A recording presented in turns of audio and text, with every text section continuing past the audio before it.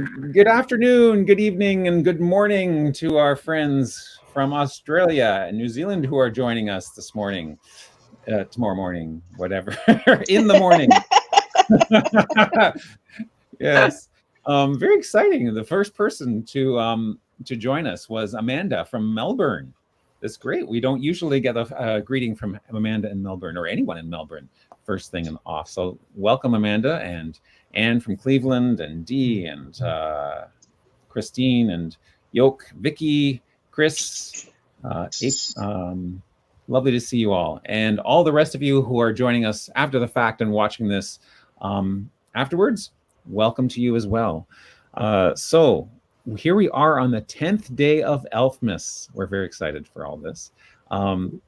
And if this happens to be the first time you've watched a WikiTree video, welcome to WikiTree. WikiTree.com is a free genealogy website where genealogists collaborate, and we work together all the time. And we've been working together for the last couple of weeks doing some really special stuff, because we've been doing a Secret Santa challenge where certain WikiTreeers, Secret Santa Elves, have been granting wishes and doing research and breaking down brick walls and adding profiles and doing lots of things for their fellow WikiTreeers. And so we've been highlighting one of those each day, and today is the 10th day, and we'll be doing something special. But before we do that, I should introduce the rest of the people with me. My fellow lead elves on the end over there are Kathy and Christine, and they've helped keep me and the rest of the elves all organized. Though there's been so many elves and so many wishes and so many things, we're all getting floored by the organization and wondering how we're going to wrap this up on Saturday at 10 a.m. Eastern, 3 p.m. UTC, and highlight all the things that have been found. But we'll find a way of doing something. But we also have, right next door, I have Greg, who is the person who made the wish for today's wish that we're going to highlight. And below, I have Pat and Elf Michael, who worked on that wish. And so we're very excited to have them as well. So Michael's been, he's on the naughty list, so he's under the interrogation lights. It's interrogating him for, putting up a profile without sources or something like that. So anyways, welcome to everyone. So let's start off. I'm going to share my screen and sing us into the beginning of this wish. On the 10th day of Elfmas, 2 kind elves gave to me 10 French soldiers. And as always, you'll get the full song with all 12 verses on Saturday's LiveCast when we do the big wrap up. But for now, 10 French soldiers. Let's start us off. Greg, can you read your wish for us? Can you see that? Okay, yes. Dear Santa, have I been a good boy? Well, I can explain. Impersonating you wasn't really my fault. People see the physical resemblance and make assumptions, and I don't always disillusion them, especially the youngsters. My wife loves that, by the way. The little kid goes, Santa, and I just go, and they go, and get all excited. But that time at the airport in Amsterdam, the clerk and that other couple really needed a laugh. So, and that's a story that I will tell some other time. I have any number of brick walls I'd like to see broken down, but my brick wall ancestor who was born most recently was Margaret Crozier Waddell. So if you can find any of her parents and siblings, I promise to stop procrastinating any day now. But then I changed my mind because I had asked that in a previous Secret Santa thing, and nobody could make any progress that time. So I said, you know what? I made that same wish 2 years ago, and nobody could help. So here's an alternative gift that you could slip into my stocking that should be easier. Pick any of the surnames that I'm tracking, look up the people with that same surname on the Commonwealth War Graves Commission site, and for those people who have profiles on WikiTree, add a link to their CWGC entry to their profile. For those who don't have profiles on WikiTree, create and source a profile for them, including a link to their CWGC entry. I'm cursed with a vivid imagination, and going through all those records makes me so sad. You know, when you see somebody dies when they're like 18, 19, 20, 21, and in such huge numbers, it just it breaks my heart. And I want to say to the families who probably all died before I was even born. I'm sorry for your loss, because when you lose somebody, it really, really hurts. So. Yeah, it is. Yeah. So, yes, indeed, it is. It is actually it could be overwhelming because these are 10 profiles that have been chosen, and the connection of the French soldiers, because they all have the last name French. So it's the Commonwealth War Graves Commission. So that means that all of these come from Commonwealth countries. So Canada, the United Kingdom, and Australia. I don't know if we have I don't think we picked any New Zealand profiles. I don't think we saw any. I didn't see any, but yeah. I have to confess Yes. that the free space page was a little more extensive than I was anticipating. So I don't know if Greg has seen. Greg, have you seen that free space page? I haven't. No, not yet. Nobody sent me the link yet. Oh, okay. No. There's two Craigs. Elf Greg, Captain Elf Greg.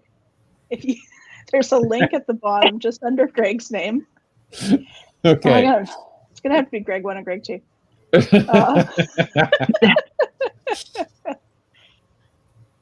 Okay.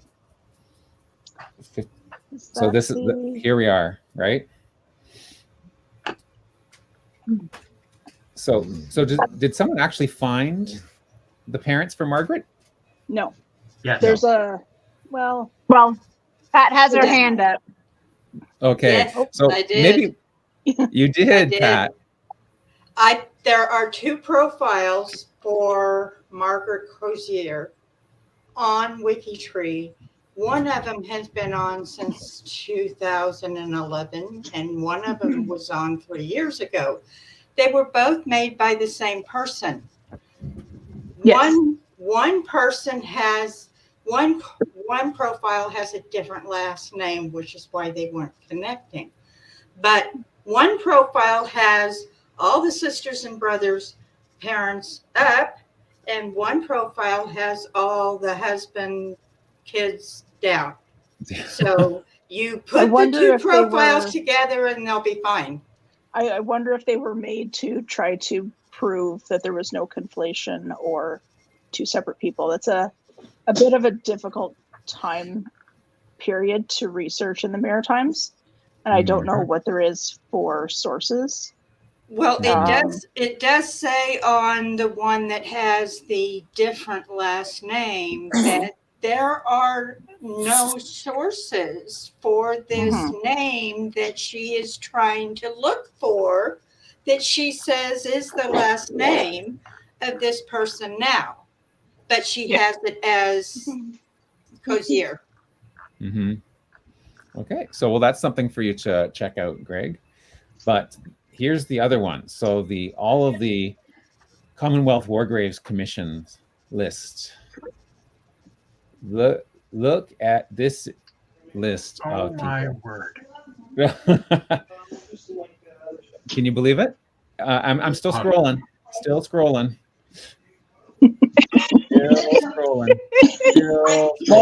I can see the progress bar on the side. There's still some more. So what Pat did here was the ones that are in bold are, I think, the soldiers, and then the ones underneath that are their families. Yep. Oh, okay. Okay, so Walter, for example, here, there's Walter is a soldier in bold, and then underneath the profile for his father, his mother, his paternal grandfather, and his paternal grandmother. Awesome. Yep. So in case you were looking for something to do. I have a question. Okay, Kathy. I want clarification on those letters that are after the names. Is that regarding like paternal, grandfather, and so forth? Yeah. Okay. I was right. You were right, Kathy. Yes. and what are the numbers? Okay.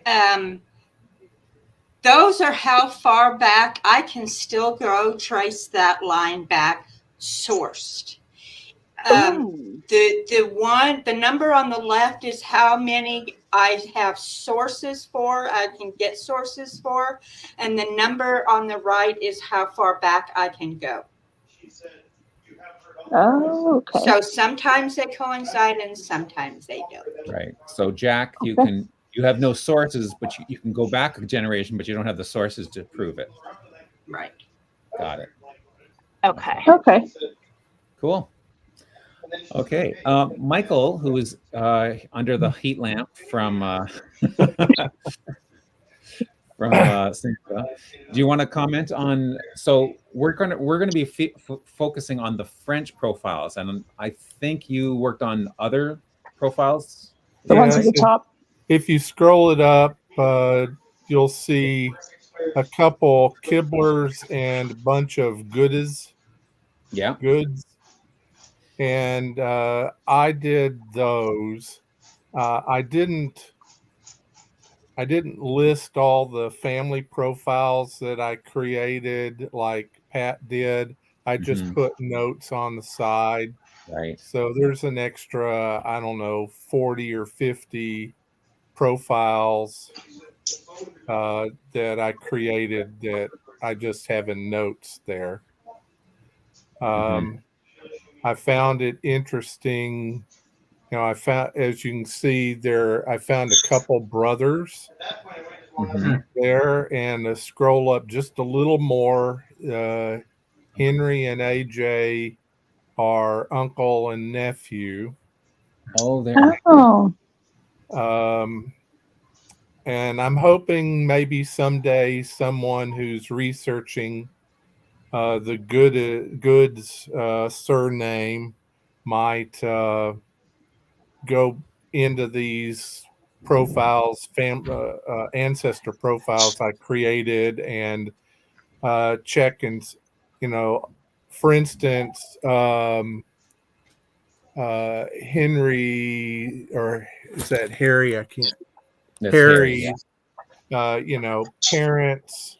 I created their profiles, and in that bio for them is all of the children that I could find quickly.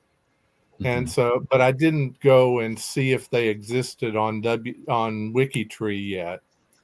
I just sort of listed them. And someday I hope somebody who's researching this surname will go in and look at all those children of the parents and children of the grandparents and see if they exist on WikiTree, and maybe they'll be able to connect with some of these other veterans who passed away in the war.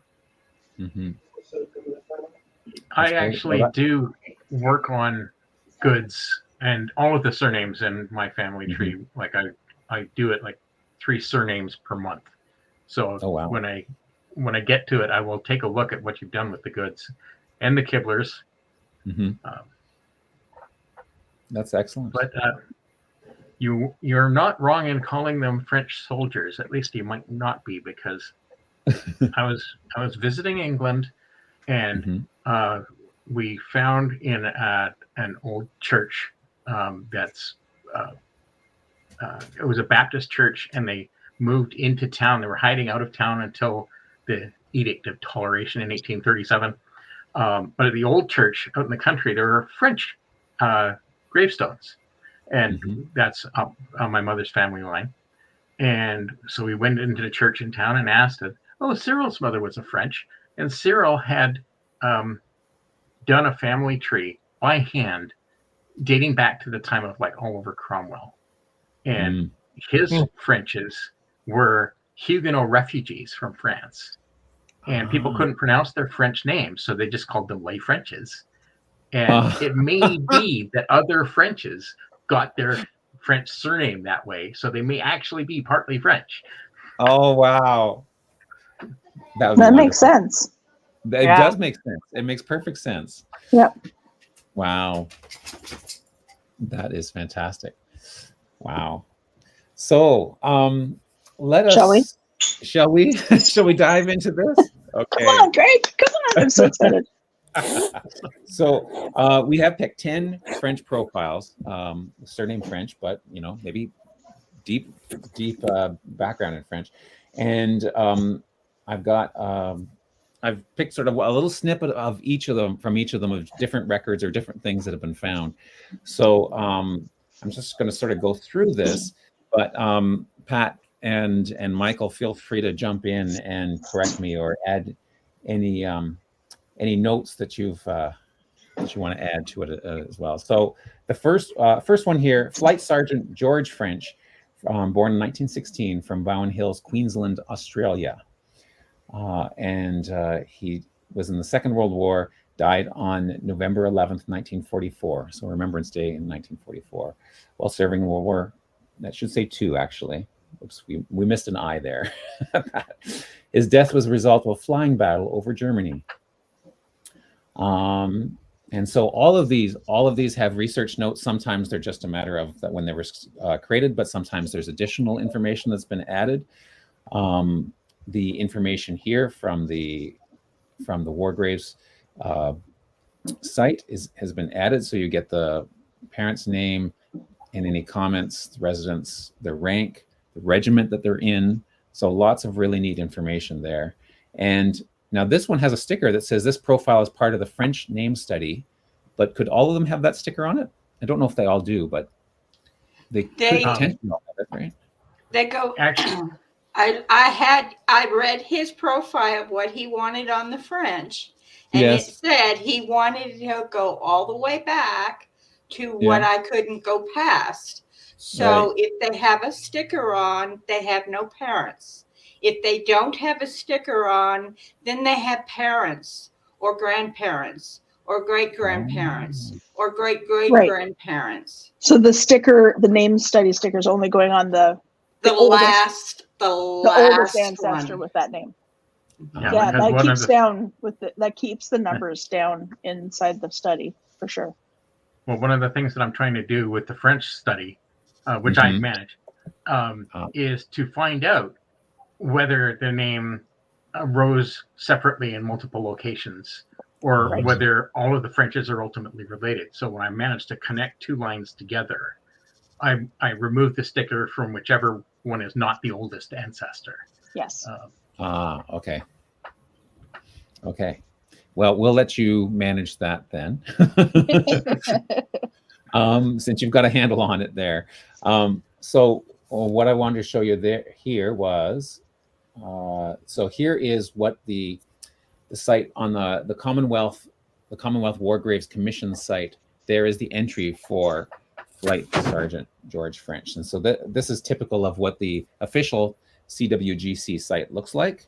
It tells you where they're buried, and then a link directly to the cemetery, in fact, and even those numbers indicate exactly how to find the grave. Column, row, something like that. Section, row, column. I think each grave cemetery has slightly different coordinates, but stuff like that. And then, so that if you open up that link, then you can see a picture of the cemetery. And why would this? And here is the Find a Grave link. And in this one, they've actually taken a picture of the tombstone itself, which is kind of nice. See that. And there's a picture of him too. Picture of him, and these are always. Some of them are like, he looks like he's in his 20s. He'd be in his 20s, right? He was born 18. Yeah. Some of them, you're right, like 17, 18 years old. It's just heartbreaking. I mean, it's heartbreaking. This is heartbreaking. But, yeah, one of my great uncles lied about his age to get into World War I. Get in. Oh. And he was just too young and he couldn't handle it. And reading his military record is heartbreaking because he spent so much time in the hospital. Yeah. Oh. That is hard. Okay, moving on. Walter Edward French from Ontario. And you'll see a lot of Canadian content on this one, in this whole wish, because it is the Commonwealth war graves. So between Right. Canada, UK, and Australia, those are the three countries that the 10 soldiers have been picked from. And Canada actually has some really good records. So sorry, not sorry. So Walter Edward was born on the 20th of April in 1923, so he was only 20 when he passed away in 43. He died on the 14th of July in England while serving World War II. He was buried at St. Andrew's Churchwell, Lincolnshire. And there's his find a grave. And so for him, I wanted to show that we have Canada has a virtual Hall of Remembrance, and they have a giant book which lists all of the dead from the Second World War. I suspect they have one for the First War as well, and you can actually download the high-res copy of that and then zoom right in to see. And there's all the Frenches. So Walter Edward here. From part of the RC, the Royal Canadian Air Force, and his that would be his title, which was, what was it? LAC. Leading aircraftsman. Leading aircraftsman. There you go. Thank you. A leading aircraftman. Leading aircraftsman.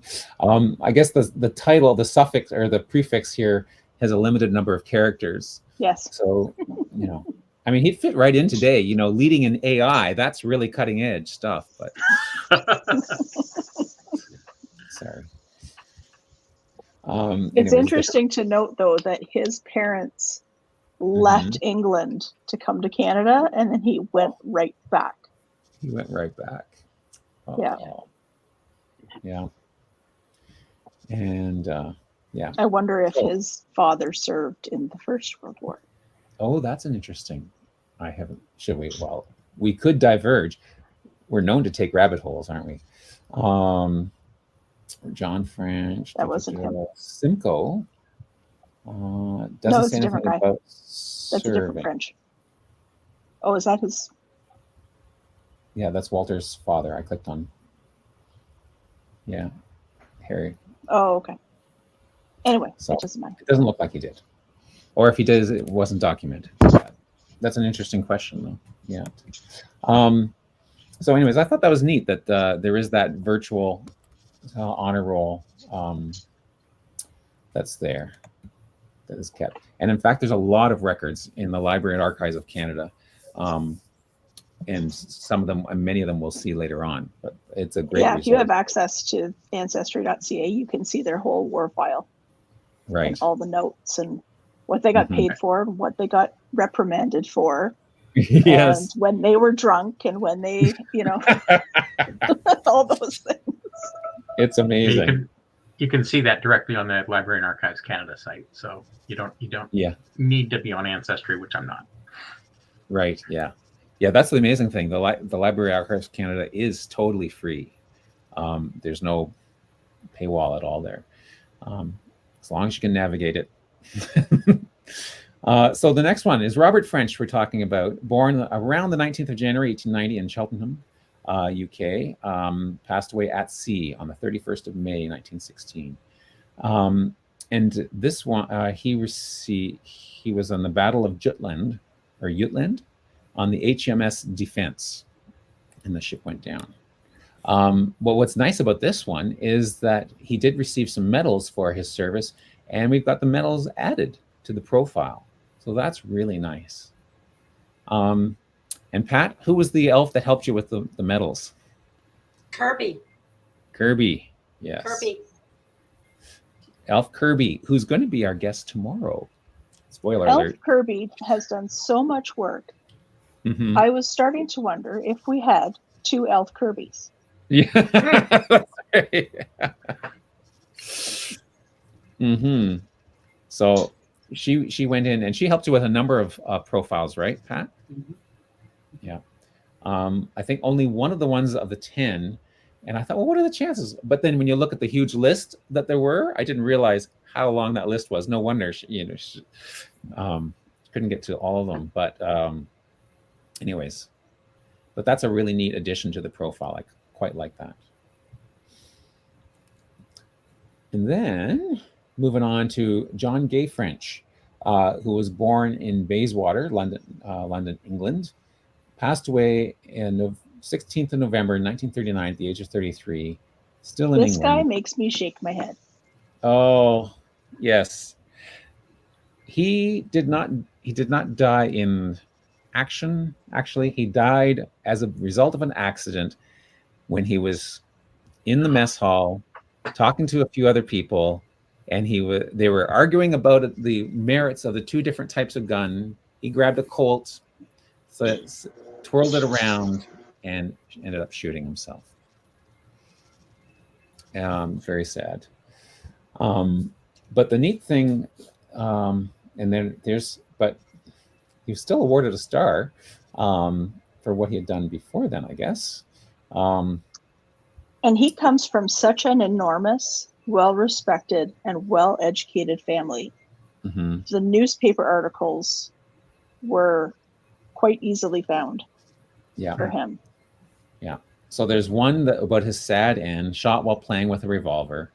And I'm not going to read the whole thing, but it talks about, I mean, it first of all, sets the stage. The eldest son of Mr. John French, who was so the father was a throat, nose, and ear specialist, resided in Poplar Hall, blah, blah, blah. And the one who died leaves a wife and 2 young children. So that's sad to know. And then it actually has part of the transcript, basically, of the court. The coroner's report, yeah. The coroner's report, what's, and the conversation back and forth that happened in the mess hall, which is quite interesting. Yeah. Are you sure this is empty? Is the gun on? No, it's empty. Yes, of course it's empty. And it wasn't. Oh, very sad. But so anyways, this is linked to the art of the profile. So you should check that out. Actually, what I can do is I will put the link to this guy in the chat if people want to check it out, and then you can get to the clipping from there. But there's another clipping that is even sadder when you read it, because it's about death haunts a Yorkshire family. This was not the first son. This is in fact the third son that died tragically in this family. Another son died in an air crash. The one son died with a who was a specialist. No, wait a second. Yep, you So got it. one was killed with a bullet in the head, like was murdered, basically. No, I think he did it to himself. Oh, okay. Oh, yeah. This one just says he was found with a bullet wound in his head. Yeah. Okay. Yeah. Yeah. And his wife, another interesting sort of side connection, the wife of the person with the bullet in the head had a promising film career. She was actually discovered by Douglas Fairbanks, no less. Wow, eh? Like connections all over the place. It's kind of wild. Yeah. Then we have George Timothy French, born 16th of May 1879 in Woodston, Huntingdonshire, England. Died in the First World War, 1917 in Belgium. Died of shrapnel chest wounds received while serving in action in World War I. And what I wanted to highlight there that Pat had found, so there is a find-a-grave, and this was a nice, actually fulsome find-a-grave with the tombstone, or tombstone there, so you can see the marker with all the dates, but an actual nice picture as well of young George Timothy, and another one here from the Australian service. And he also served in the Boer War as well. In the Boer War, okay. So he was born in England, but he was part of the Australian Imperial Force. Interesting. Mm-hmm. in the Boer War before that, yeah. And here is his record from MyHeritage. So Pat also branched out and used some MyHeritage records as well. And this one you can see, where is he here? Under French, there he is. Lieutenant GT. I'm not sure what the GT stands for there. Oh, maybe that's the plot. Mm-hmm. And I had these all loaded, but they force it. Come on. Load up.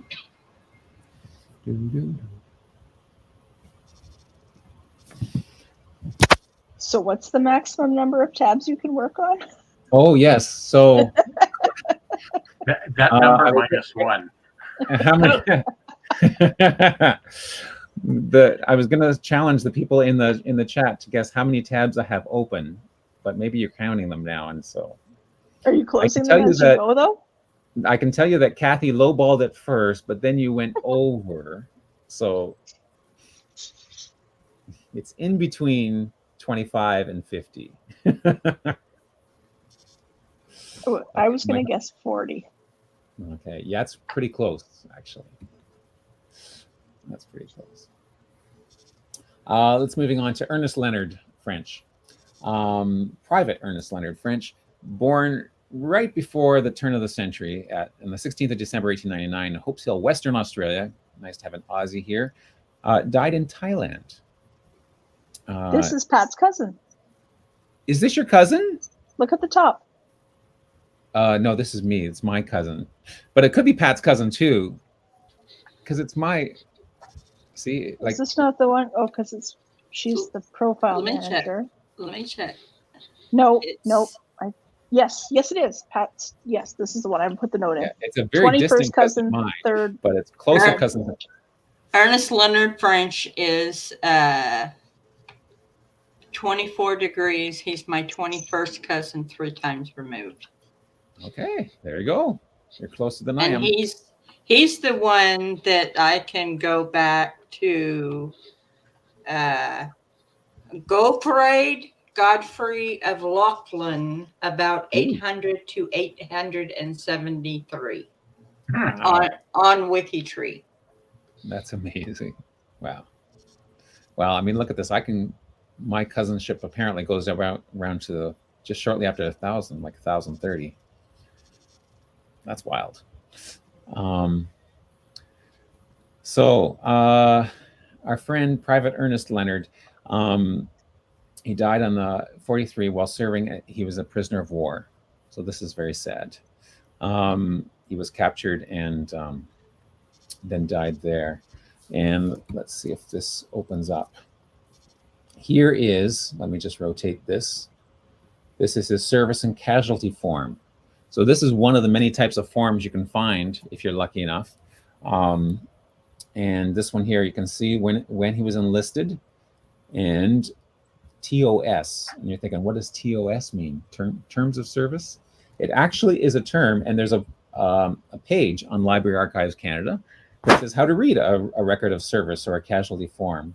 And it says you'll often see the TOS and SOS on those forms. TOS means taken on strength, which means they've joined the strength or the company, basically, right? The company is stronger because they've taken on these people. And then when they leave, they're struck off strength. So they use that to track their movements from one company to another. So he was on the 25th of February, 1941. He was enlisted and taken on strength, so he joined the company, Claremont. And then you can see strength decrease, increase, granted pre-embarkation, embarked for overseas. So he went from, these are all Australia, Fremantle, Australia. Then he went to Malaya, which I guess, is that the old name for Malaysia, or is that a part of Malaysia? Well, Malaysia, the current Malaysia is a federation of Malaya rats, and I forget the other country, but yes, it's what was Malaya is now Malaysia, but it's not all of it. But not all of it. Okay. I wasn't sure if it was the same or part of. So part of it. And then he went missing in Malaya. and registered as a prisoner of war. Died of illness while POW, dysentery, beriberi, World War II. 3rd of December, 43. That's very sad. In Siam, which we now know as Thailand, right? Yes. Yeah. And then there's another note here. He was exhumed from Canberra and reburied at the Canberra War Cemetery. So that's something you see often as well.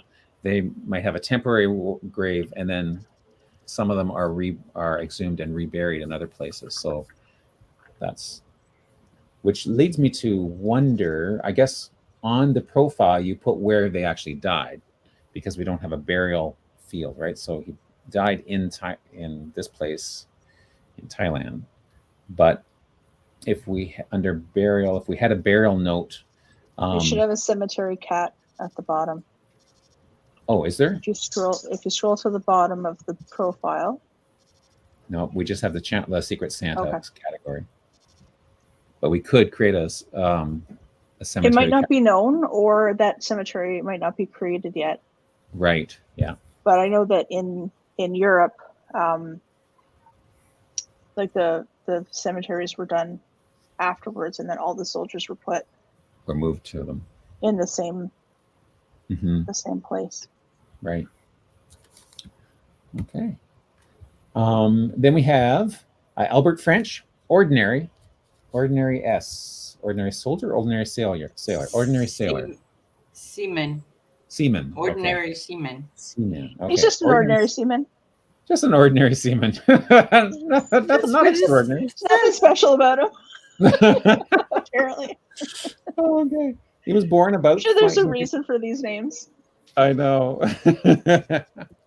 Was born about 1915 in England, but more likely Ireland. That's interesting. Where his parents reside. Well, I guess his parents were William and John, Agnes French, Northern Ireland. He died 27th April 1941 in Greece while serving in World War II when his ship, the HMS Diamond, was sunk by German aircraft. This was such an interesting story as well. Mm-hmm. That ship that he was on went in Mm-hmm. to rescue hundreds of people, and after they had rescued everybody, they got sunk. It's very sad, eh? So there's a Wikipedia page for the HSM and Diamond, which is linked on the profile, and then it talks about the loss on that April the 26th. And other ship that came to its aid, rescued some survivors, but was then sunk along with the Diamond. Oh, Yes, they lost both the Diamond and the Rheineck. oh, that's so sad. Yeah. So but anyways, that's neat to have that additional information about the ship and stuff. Sad as that story is, though. And then we have It's Edwin nice to tie into, like, clearly somebody's put in a lot of work on this project, on this other project, trying to catalog and categorize all of the ships and what class they were. And I don't know anything about, I don't know enough. I don't know as much as I should. I mean, none of my family ever, I don't think they ever were soldiers on a boat. I have lots of soldiers, just not on boats. So I don't know about these things, but somebody has put a lot of time and effort into that, and it's nice to tie in to some of these soldiers.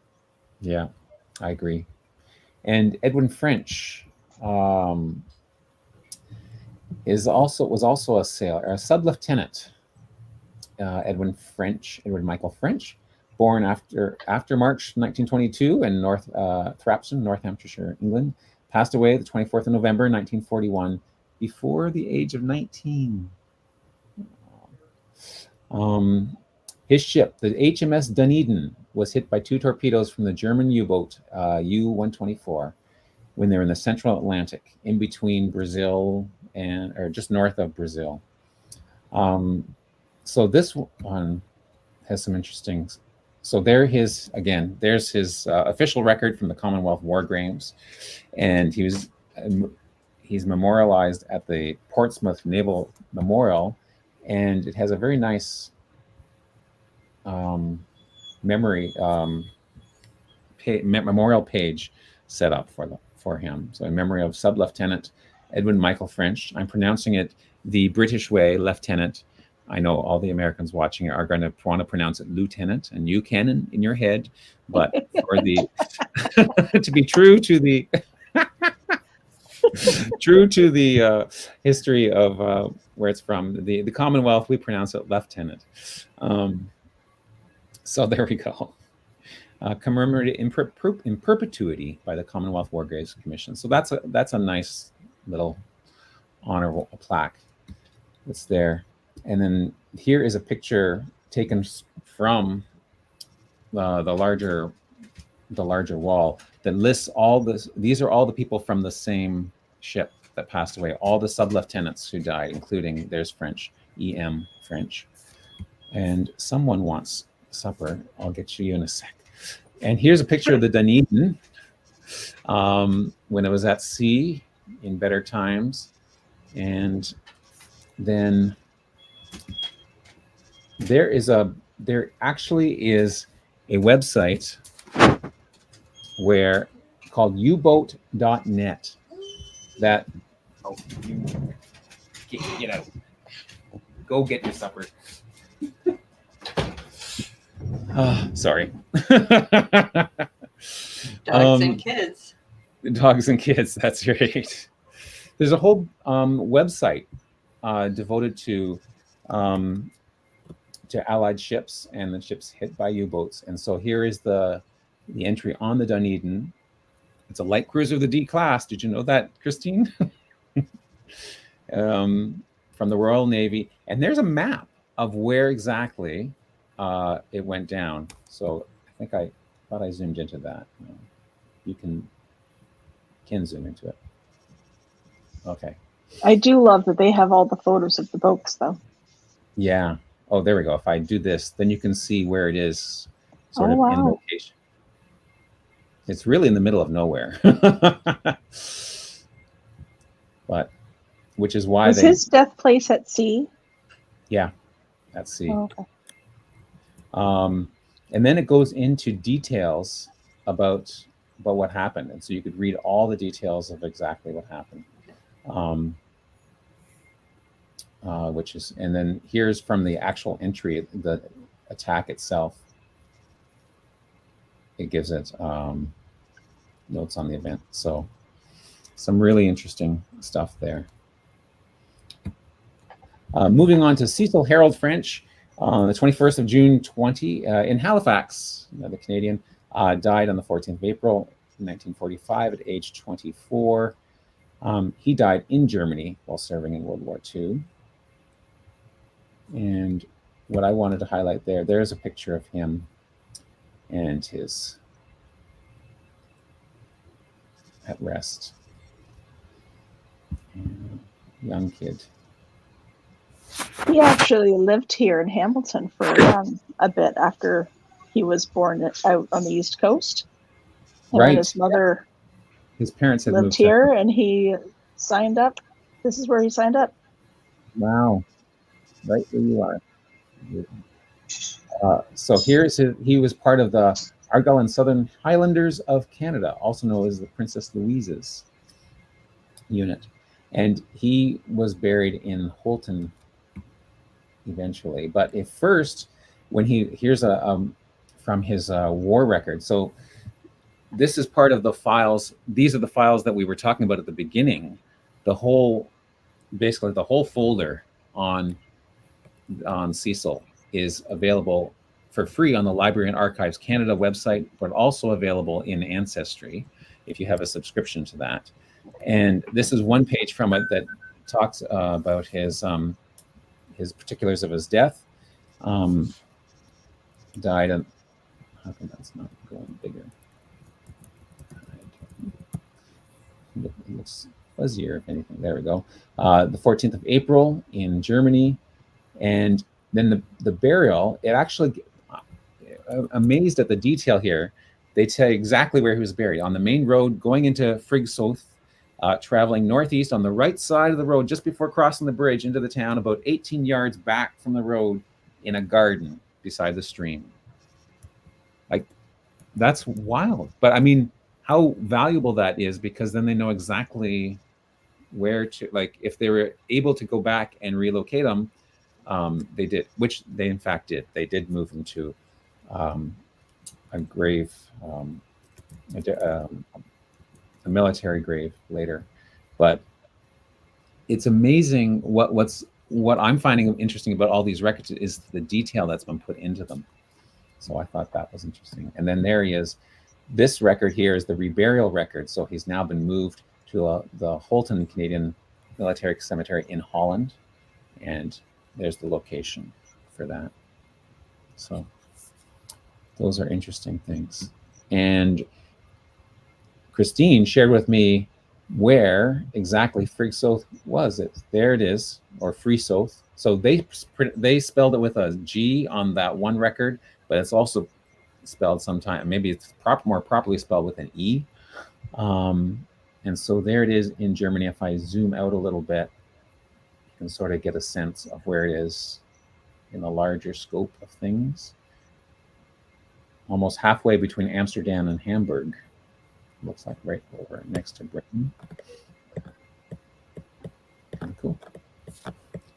And number 10, the last French, Alfred French, born in 1918, 21st of July, in Greater Vancouver, on our west coast, passed away on the 24th of April, 1945. I hate seeing the death dates on the 45 in 1945. They're so close to the end of the war, you know. Just, in the Netherlands, and while serving in World War II. And so what I have here, and he died in Holton. Is that not where the last guy was buried? Yeah, that's interesting, isn't it? Well, let's check it out. So here I have, this is the link. Now I'm using the link on Ancestry because that was the one that was added in the profiles, but there would be would be good actually to put the Library Archives Canada link on them too, so that everyone can get access to them, not for free. So this first page that it links to, this is the first page you'll hit when you go into the access to the record from Ancestry, and this is basically his signing up page, or his attestation, the details about him. Alfred French, he was from British Columbia, a Presbyterian, a sheet metal worker, single, gives his mother as a next of kin. I'm not sure why that's scratched out. Oh, I do remember there's something later on. Another sad thing. And fingerprinted. Isn't that nice to know that he's fingerprinted? So you move on and get more details. But if you move back, you would get, like, this is just a treasure trove. Because if you go back, then what you get is his questionnaire that he filled out, which includes members of his family. His father, the father, mother, his brothers, sisters, and all these sorts of details. So you could fill out a lot more of the profile, or you could add additional profiles with all of this information as, good starting points and stuff. So, and then, so there is about 20 pages of information here, but as Christine said, I'm just going to highlight a few things. So here it is. This tells you, like, they keep track of so many things, all the dates, and where they went, when embarked, when he disembarked, taken on service, granted leave, when he was on a ship, when they went on furlough, when they took their Christmas, when they everything. If they had to go to sick bay for something.